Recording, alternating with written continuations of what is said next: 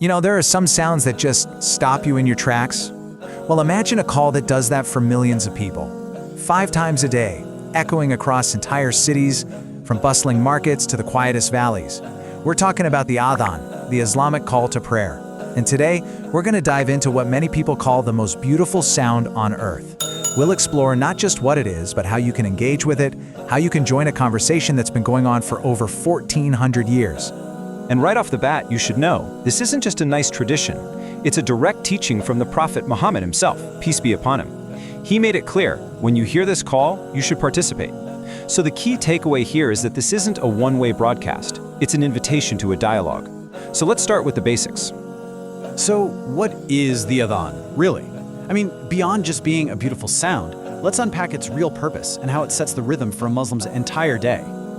Okay, at its core, the Adhan is like a public service announcement, but on a spiritual level. It's the official public signal that the time for one of the 5 mandatory daily prayers is started. It's a call for the whole community to come together and worship. Now, you might have noticed, if you've been near a mosque, that there can be 2 calls. It can get a little confusing. So the Adhan, that's the first one. It's the loud, public call that everyone hears. Then there's the Iqama. That's the second, much quieter call that's made inside the mosque, basically saying, all right, everyone, line up, the prayer is about to begin right now. So where did this all start? Well, the story of the Adhan begins in the city of Madinah. The early Muslim community needed a way to call everyone for prayer, and the person they chose for this incredible honor was Bilal, a man who had been a slave, who was from Abyssinia, and who was blessed with this unbelievably powerful and beautiful voice. He was the first one to ever make this call. Okay, this brings us to the real heart of it all. Answering the Adhan isn't some chore, it's not about just memorizing some lines. It's about jumping into a live, active conversation with the divine. All right, so how do you actually do this? For most of the Adhan, your response is super simple. You just repeat what you hear. You're affirming, yes, Allah is the greatest. You're bearing witness to your faith. But take a closer look. Notice that moment when the call shifts to Hayya ala salah, which means come to prayer. Right there, your reply changes. And this special reply is so profound. When the call invites you to prayer and to success, your response is basically saying you can't do it on your own. It's this incredible moment of humility where you admit, I have no power to do this good thing, to come to this success, except by Allah's strength. It's all Him.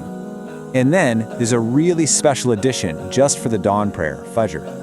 When the whole world is still asleep, the call rings out with this extra line, prayer is better than sleep. And the response to that is just beautiful. It's an affirmation. You have spoken the truth and you have done well. What a powerful way to start your day. But wait, the conversation isn't over when the Adhan ends. After those last words fade out, there's one more really important step, a personal prayer that comes with an absolutely incredible reward. And just look at this. This is the promise. The Prophet himself, peace be upon him, said that whoever recites this specific prayer after hearing the Adhan, he will personally intercede for them on the Day of Judgment. That is a massive promise. Here are the words, right here. It's a prayer where you're asking Allah, who is the Lord of this perfect call, to grant Prophet Muhammad a special, high station in paradise. So you see, it connects your personal response to the call directly with your love for the Prophet. It's all tied together. Okay, so now we have the knowledge, right? But how do we put this into practice in a way that's respectful and correct? Let's quickly go over some of the simple etiquette. The main principle here is just respect. It's really simple. You can see it's about what we do, we stop, we listen, we repeat, and what we don't do, like carrying on with a phone call or just talking over it.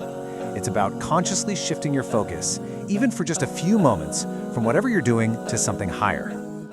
Hey, we all make mistakes, we all get distracted. But check out these simple fixes. Forgetting that special prayer at the end? I love this idea. Just make it your phone's wallpaper. But really, the biggest fix is a mental one. It's to stop treating the Adhan like it's just background noise and to start hearing it for what it is, a personal invitation meant just for you.